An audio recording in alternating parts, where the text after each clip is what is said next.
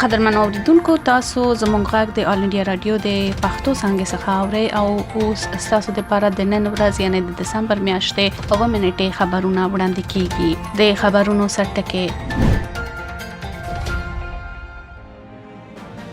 ملت د بھارت رتن ډاکټر بی آر امبیډکر ته د هغې د مړینې د 4 کلیزې په موقع درناوی کوي.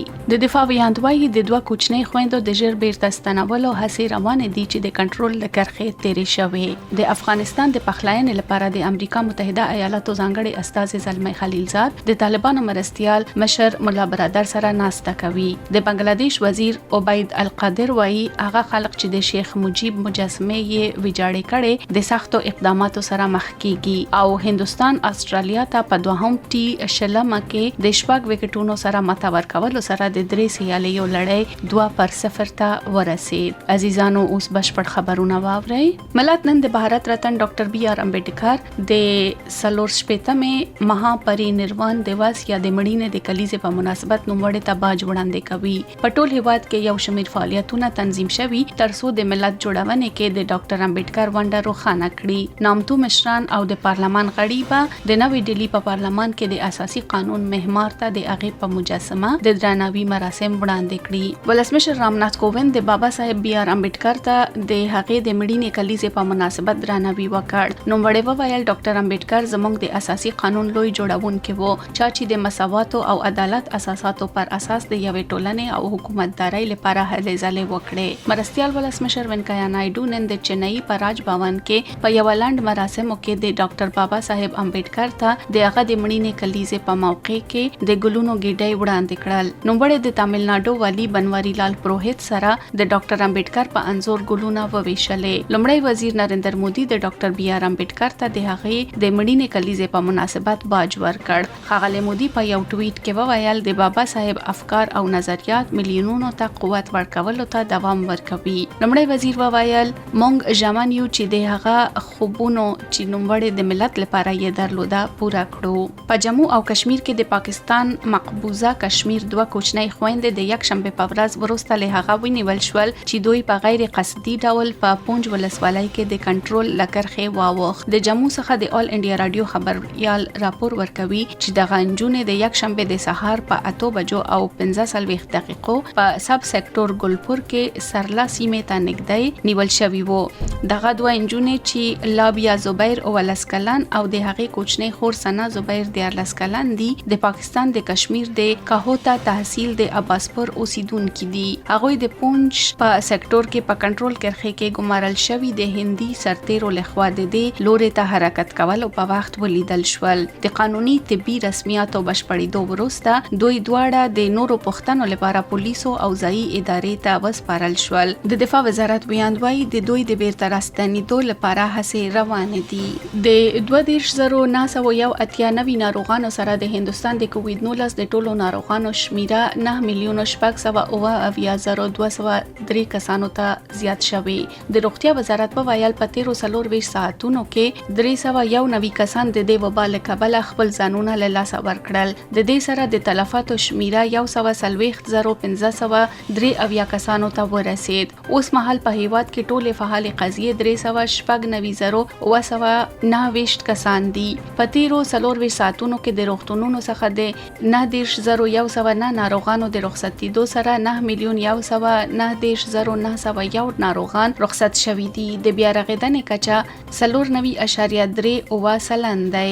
آی سی ایم آر وویل د یک شنبه ورځ پورې په بشپړه توګه 140,088,650 نمونې د کورونا لپاره ازمایښت شوي دي. د دې شمیرې څخه 801 نمونې د یک شنبه په ورځ ازمایښت شول. د افغانستان د پخلاینې لپاره د امریکا متحده ایالاتو ځانګړي استازي زلمی خلیلزاد د شنبه په ورځ د طالبانو مرستيال مشر مولا برادر او مشر سلاکار عبدالحکیم سره ناسته جوړه کړه. د راپورونو لمخې هغوی د امریکا او طالبانو د سولې د راتلونکو بهیر او د پاتې شوی بنديانو د خوشي کېدو په حق سره بحث وکړل. د یادونه وړ ده چې د ملي پخلاینې لپاره د افغانستان د عالی شورا د مشرتابه مشرتابه کمیټې لومړی ناسته د شنبه په ورځ په قطر کې جوړه شوه. د امریکا متحده ایالاتو د ملي پخلاینې لپاره د افغانستان عالی شورا د مشرتابه کمیټې لومړی غونډه او جوړېدو څخه هرکلی وکړ. غونډه ته په خبرګون کې زلمی خلیلزاد ټویټ کړي چې دا کمیټه به د افغانستان اسلامي جمهوریت لپاره باصلاحیت ارګان وي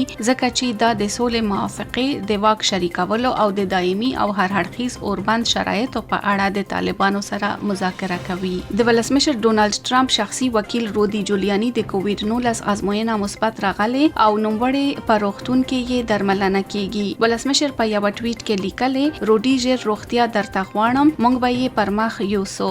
جولیانی د ټرمپ ورستي متحد دی چې د کورونا وایروس لپاره مثبت ازموینه شوه. ولسمشر په خپل څوک چې د دې وبا محدودیتونه منلې او ماسک پوښلې دي د اکتوبر په میاشت کې په کورونا اخته شوی او روغ شوی وو. د ونزویلا په مقننه ټاکنو کې د رایو شمیرل روان دي چې ټاکل شوی د یوازنی رسمي اداره کنټرول سوسیالیست ولسمشر نیکولاس مادورو ته وسپاري چې لا هم د اپوزیسیون لخوا کنټرول کیږي. بي بي سي راپور ورکوي چې د اپوزیسیون ډېرې ګوندونه د ملي شورا ټاکنو بایکاټ کوي. د بایکاټ مشري د اپوزیسیون مشر جان ګوایډو کوي چې د ښاغلي مادورو سره په 2 کلنه واک کې مبارزه کوي. امریکا او تر 50 ډېر نور هیوادونه ښاغلي ګوایډو د ونزویلا قانوني مشر په توګه پیژني. په ټول چین کې ایالتي حکومتونه د کورونا وایروس تجرباتي او کورني واکسینونو لپاره فرمایش ورکوي. که څه هم روغتيایي چارواکو تر اوسه نه دی ویلي چې دوی څومره کار کوي یا څنګه دوی د هیواد 1.4 میلیارډ خلکو ته رسیدلی شي.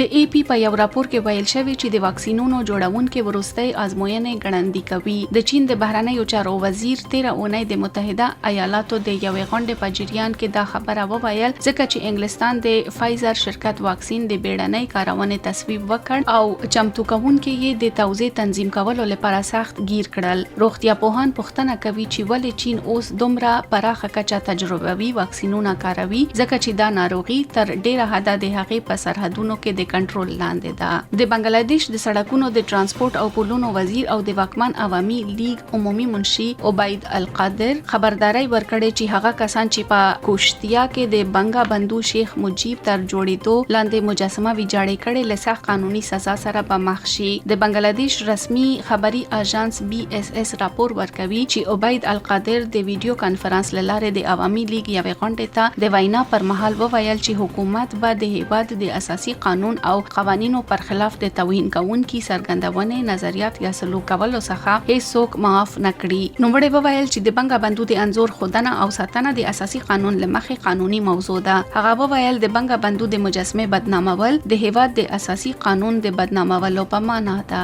په هانګ کانګ کې چارواکو د دیموکراسي په لور پخوانی قانون په ټډ هو چی فانګ بانکي حسابونه کنګل کړي ورسته له هغه چې نوموړي د خپل کورنۍ سره انګلستان ته وتښتید. د دیموکراسي په لور فعال د یک شنبه په ورځ د ټولنیزو رسنیو لاره یو خبري اژانس ته معلومات په ورکول وویل چې په چین هانګ کانګ بانک HSBC او هنګ سنګ بانک کې د نوموړي د هغې ماندینه او د پلار او مور بانکي حسابونه کنګل کړي شوي. راپورونه وویل په هانګ کانګ کې ورسته له هغه وضعیت خراب شوی چې چین د جون په میاشت کې امنیتي قانون نافذ کړ چې لمخه یې بیجینګ د سرغړونې تخریبي تعصب ترهګري یا د بهرنیو ځواکونو سره همکاري په زندان کې د عمر قید د سزا وړ ګڼي. بنگلاديش د بوتان سره خپل لومړني ترجیحي سوداګریز تړون PTA لاسلیک کوي چې دا تړون د دوه هیوادونو په منځ کې د توکو یو لړ ته بیل ګمرکي محصول د لاسرسي اجازه ورکوي. دا لومړني داسې یو تړون دی چې بنگلاديش په نړۍ کې د کوم هیواد سره لاسلیک کړي. دا تړون د یک شنبه په ورځ په ډاکا کې د بنگلاديش د سوداګري وزیر ټیپو منشي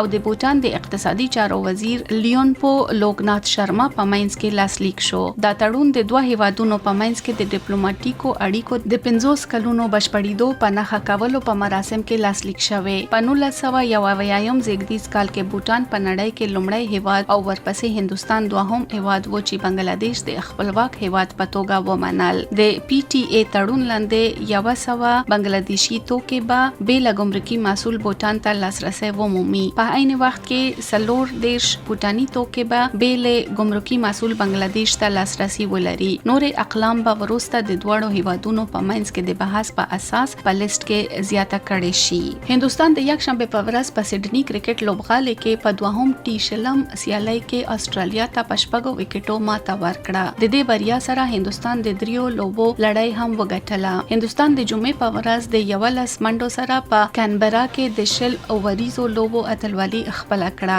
وروستۍ لوبه به د دسمبر میاشتې په 9 نیټه تر سره شي. د 195 هدف په تعقیبولو هندستان د 2 توپونو پاتې کېدو سره لوبه پای ته ورسوله چې په بهیر کې یې 4 وکټونه له لاسه ورکړل. هاردیک پانډیا د 240 منډو جوړولو سره چې له 22 توپونو څخه جوړ شوی وو د لوبې غوړه لوبغاړی اعلان شو. هغه تر پای پورې له سیالۍ څخه بهر نه و شوی. د لوبې پیلوونکي شیخر دھون د 52 منډو سره د ډلې لپاره تر ټولو زیاتې منډې جوړې کړې. لدې مخکې استرالیا په ټاکل شوی 10 اوورونو لومړی بیټینګ کولو سره د 15 وکټونو له لاسه ورکولو سره 194 منډې وکړې. د خبرونو پای.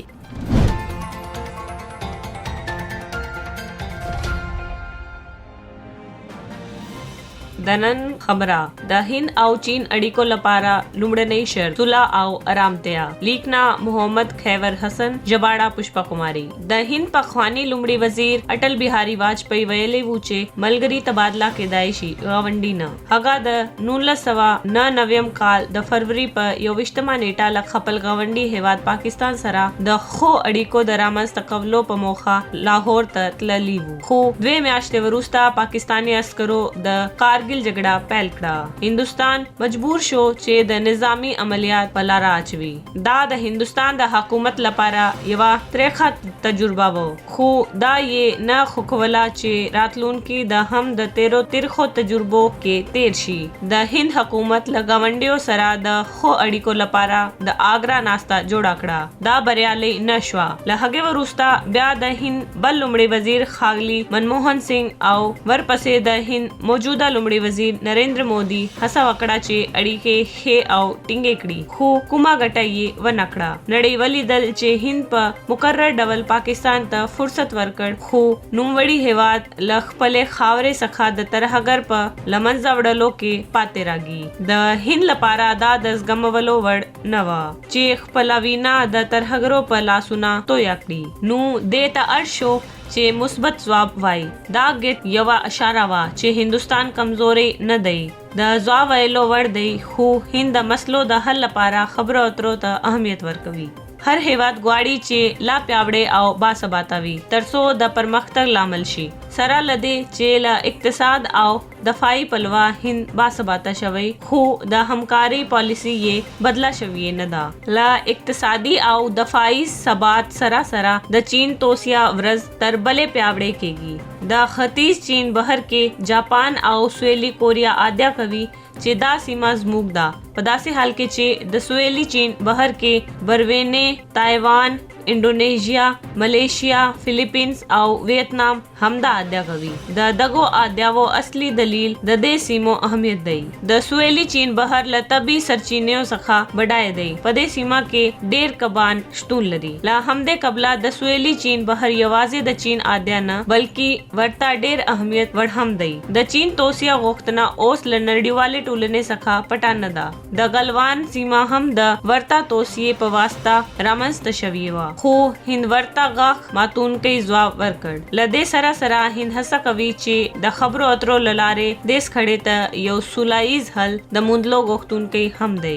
نړیواله ټولنه د هغه صبر څخه حیران شوې. خو دا آرامي او آزموینه په بد وخت کې راځي. په دې اړه د هند د بهرنیو چارو وزیر ډاکټر ایس جے شنکر ویل چې زه باور لرم چې موږ په ریالیزم کې ریښې لرو. موږ هیڅ کله د دې منلو لپاره شرم نه کوو چې توپیرونه شتون لري. خو ننګونه دا ده چې کله توپیرونه شتون لري نو پر دغو توپیرونو باندې کار وشي او کم شي نه بدتر او زیات شي. موږ دا هم وایو چې هیڅ خړې باید شتون ونه لري. له همدې لامله په غلوان کې هم خبرې اترې په لوړه کچه روانې دي. د اختلاف لپاره هیڅ ځای نشته. باید دواړه هیوادونه واقعي کنټرول لاین ته درناوی وکړي. په تیرو شپږو کلونو کې د چین ولسمشر شي جین پینګ سره لومړي وزیر نریندر مودي اتلس غونډو په اړه ډاکټر شنکر ویلای چې کوموګ لچا سره ووینو نو دا په دې معنی نه ده چې ستونزه به په خپله حل شي او یوازې دا چې ما له یو چا سره ولیدل او زموږ په سیر په لداخ کې د کنټرول مسله شتون لري دا په دې معنی نه ده چې موږ د توپیرونو ارزول هیر کړي لا هماغه وخت راهیسې هڅې روانې دي ترڅو دا ډاډ ترلاسه کړو چې نیمګړتیاوې د هیڅ چا په ګټه نه دي بلکې د لانجو د هوارولو لپاره نوښت رامنځته کول ضروری دي له همدې امله د پاکستان پخوانی لومړي وزیر نواز شریف په 2014 کال کې د لومړي وزیر د لوړې مراسمو ته رابلل شوی وو د هند لومړي وزیر نریندر مودي د هند او پاکستان ترمنځ د دوستانه اړیکو رامنځته کولو په موخه لاهور ته سفر وکړ له همدې امله هغه غواړي د خبرو اترو لاره د ګلوانز خړې ته د حل لاره ومومي په ټوکیو کې د متحده ایالاتو د بهرنیو چارو وزیر مایک پومپیو وویل چې زه غواړم کوارډ د چین پر ضد یو اتحاد په توګه وګورم خو د هند د بهرنیو چارو وزیر ډاکټر اس جے شنکر وویل چې بیلابیل خلک مختلف شیان وایي خو زه د هغه څه لپاره محصول یم چې ما وویل ډاکټر شنکر کوارډ په ډیپلوماټیک پلیټ فارم کې د مثبت ایجنډا او ډیپلوماټیک میکانیزم په توګه ګوري په لداخ کې سکړې په اړه ډاکټر شنکر وویل چې موږ دا نه وایو چې په اړیکو کې پرمختګ د پوله مسلې ته حل پورې اړه نه لري خو دا په ښکاره ډول سولې او پخلای پورې اړه لري اوس پوښتنه دا ده چې آیا چین د ښه ګاونډیتوب له اهمیت سره خبر دی او کنه